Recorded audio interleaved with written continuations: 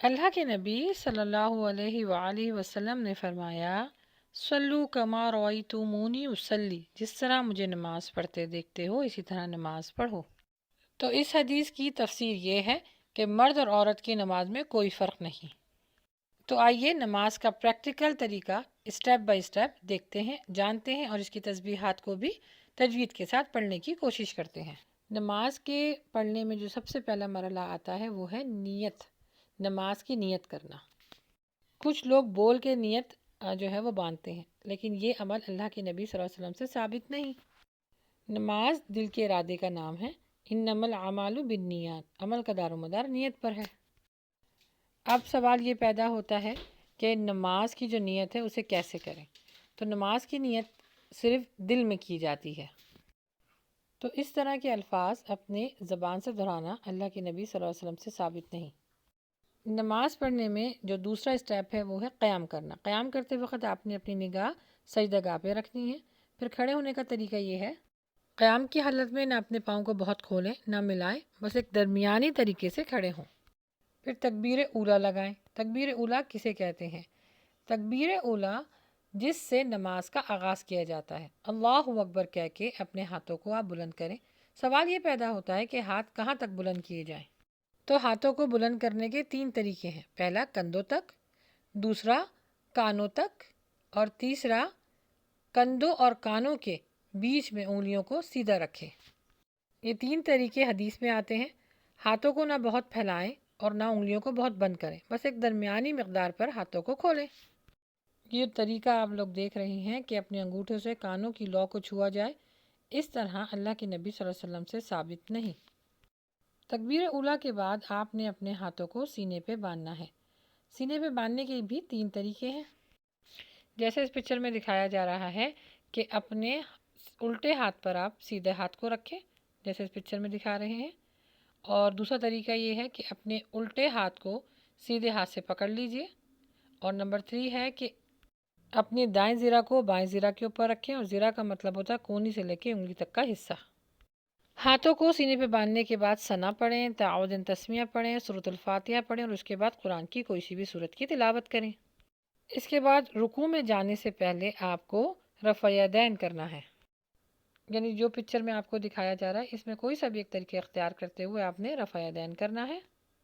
رفع یدین دونوں ہاتھوں کو اٹھانے کے بعد آپ نے اللہ اکبر کہہ کے رکوع میں جانا ہے۔ رکوع کرتے ہوئے ان 5 باتوں کو آپ نے خیال رکھنا ہے۔ سب سے ہے نمبر 1 کہ پیٹھ کو بالکل سیدھا رکھنا ہے، نہ بہت جھکانا ہے اور نہ اوپر رکھنا ہے، بالکل مڈل میں رکھنا ہے، جیسے آپ پکچر میں اس کو دیکھ رہے ہیں کہ بالکل آپ نے اپنی پیٹھ کو سیدھا کرنا ہے۔ اس کے بعد نمبر 2 ہے اپنی نگاہ جو ہے وہ سجدہ گاہ پہ رکھنی ہے۔ نمبر 3 ہے کہ اپنے گھٹنوں کو اپنے ہاتھوں سے مضبوطی سے پکڑنا ہے، جیسے نمبر 1 پکچر میں دکھا رہے ہیں۔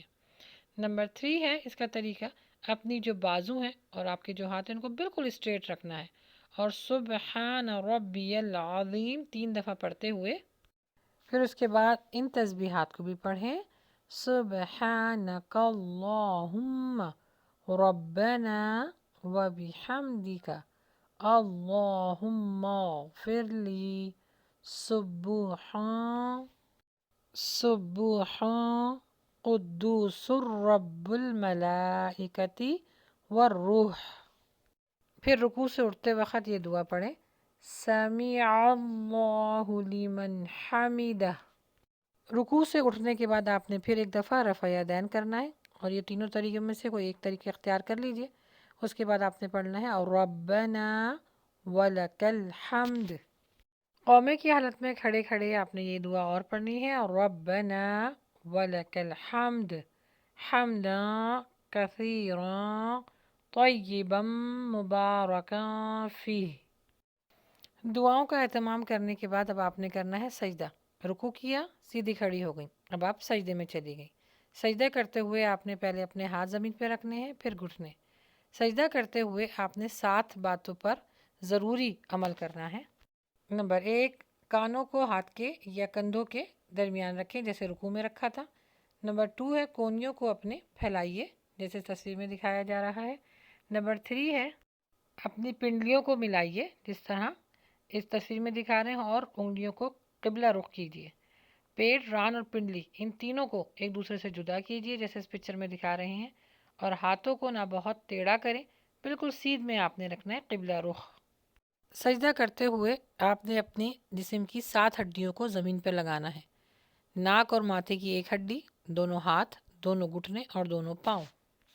صحیح مسلم سے روایت ہے کہ اللہ کے نبی صلی اللہ علیہ وآلہ وسلم نے فرمایا کہ اپنے جسم کی 7 ہڈیوں کو زمین پر لگاؤ سجدہ کرتے ہوئے، اس طرح نہ بیٹھو جیسے درندے یا کتے بیٹھتے ہیں، چاہے مرد ہو یا عورت، اس کو اسی طرح اپنے 7 ہڈیاں، اپنے 7 اعضاء جو ہیں وہ زمین پہ لگانے ہیں۔ اس کے بعد آپ نے یہ تسبیحات پڑھنی ہے، سبحان ربی العلی۔ اس کے بعد یہ تسبیح پڑھیے، ایک دفعہ پڑھیے سبحانک اللہم ربنا وبحمدک اللہم اغفر لی سبحان قدوس رب الملائکۃ والروح۔ اور سجدہ بھی بالکل ایسے ہی کرنا ہے جیسے اس پکچر میں دکھایا جا رہا ہے۔ پہلا سجدہ کرنے کے بعد سیدھا بیٹھ جائیں۔ دونوں سجدوں کے بیچ میں کیسا بیٹھا جاتا ہے؟ دونوں سجدوں کے بیچ میں بیٹھنے کو افتراش کہا جاتا ہے، یعنی ایک پاؤں کو بچھا لیں اور دوسرے پاؤں کو کھڑا کر لیجئے۔ اور دونوں سجدوں کے بیچ میں پڑھی جانے والی دعا یہ ہے، رب اغفر لی، رب اغفر لی، اس کو 3 دفعہ پڑھنا ہے آپ نے، اور اپنے ہاتھوں کو گھٹنوں کے اوپر رکھیں جیسے اس پکچر میں دکھا رہے ہیں۔ اس کے بعد 3 دفعہ آپ نے رب اغفر لی، رب اغفر لی پڑھنا ہے۔ پھر یہ دعا بھی اللہ کے نبی صلی اللہ علیہ وسلم سے ثابت ہے، اللہم اغفر لی وارحمنی وعافنی واہدنی وارزقنی۔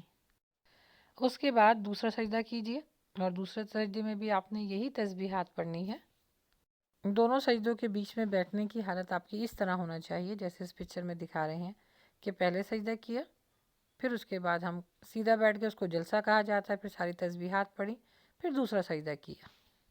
پھر دوسرے سجدے میں آپ نے اللہ اکبر کہہ کے بیٹھے، اس کو کہا جاتا ہے جلسہ استراحت، یعنی دوسری رکعت میں کھڑے ہونے سے پہلے آپ نے تھوڑی دیر پاز لیا، اس کے بعد پھر اٹھے۔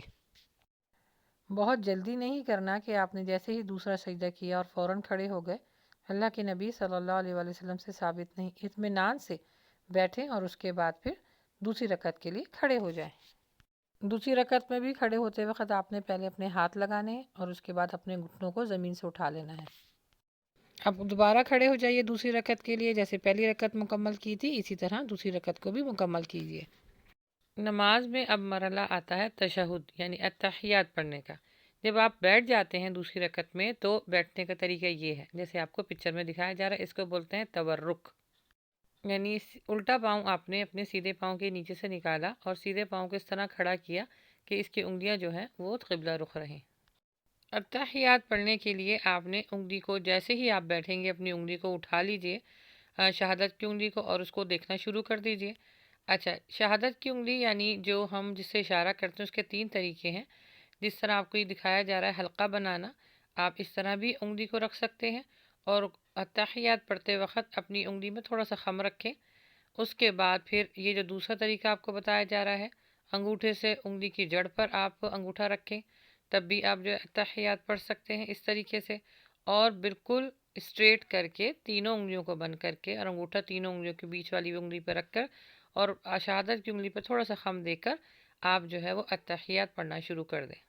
ان تینوں طریقوں میں سے ایک طریقہ جو ہے وہ آپ اختیار کر لیں۔ اب یہ کہ شہادت والی انگلی، سوال یہ پیدا ہوتا ہے کہ شہادت والی انگلی کب اٹھائی جائے؟ تو جیسے ہی آپ اتحیات پڑھنے کے لیے بیٹھیں گے، آپ ان تینوں میں سے کوئی ایک اشارہ جو ہے وہ اختیار کرتے ہوئے انگلی کو آپ تھوڑا سا خم دے کے آپ اتحیات پڑھنا شروع کر دیں۔ پوری تشہد میں آپ نے انگلی کو اسی طرح اٹھانا ہے یا ہلکا سا ہلانا ہے۔ یہ دونوں طریقے اللہ کے نبی صلی اللہ علیہ وسلم سے ثابت ہیں۔ اتحیات پڑھتے ہوئے انگلی کو جب آپ ہلائیں گے تو آپ کی نظر جو ہے وہ انگلی پر ہونی چاہیے۔ یہ اللہ کے نبی صلی اللہ علیہ وسلم سے ثابت ہے جیسے اس پکچر میں دکھایا جا رہا ہے۔ اچھا، اس انگلی کے ذریعے اللہ کے نبی صلی اللہ علیہ وآلہ وسلم دعا کیا کرتے تھے، اور یہ انگلی جب ہلتی ہے، اشارہ کرتی ہے، تو شیطان کے اوپر لوہے کے ضرب سے بھی زیادہ بھاری پڑتی ہے۔ تو اس انگلی کو پوری تشہد میں اٹھا کے رکھیے یا ہلکا سا خم دے کے اس کو ہلاتے رہیے۔ اس انگلی کو کہتے ہیں سبابہ، یعنی اشارہ کرنے والی انگلی۔ آپ جیسے ہی اتحیات پڑھنے کے لیے بیٹھیں، یعنی تشہد میں بیٹھیں، تو دعا پڑھنے کا اہتمام کریں۔ اللہ کے نبی صلی اللہ علیہ وسلم اتحیات پڑھتے تھے، درود پڑھتے تھے، اس کے بعد یہ جو دعا آ رہی ہے اس کے پڑھنے کا بھی حکم دیتے تھے۔ پھر اس کے بعد آپ ربنا آتینا یہ بھی پڑھ سکتے ہیں۔ تو تشہد میں بیٹھ کے کافی دعاؤں کو پڑھنے کا اہتمام کیجیے، یہ اللہ کے نبی صلی اللہ علیہ وسلم سے ثابت ہے۔ اس کے بعد آپ نے سلام پھیرا، پہلے سیدھی طرف اور اس طرح سلام پھیرا کہ پیچھے والا شخص آپ کے رخسار کو دیکھ سکے، اتنا آپ نے مڑنا ہے۔ اور اس کے بعد سیدھی طرف آپ نے پہلے پڑھا السلام علیکم ورحمۃ اللہ، پھر الٹی طرف آپ نے پڑھا السلام علیکم ورحمۃ اللہ۔ الحمدللہ، نماز محمدی کا مسنون طریقہ مکمل ہوا۔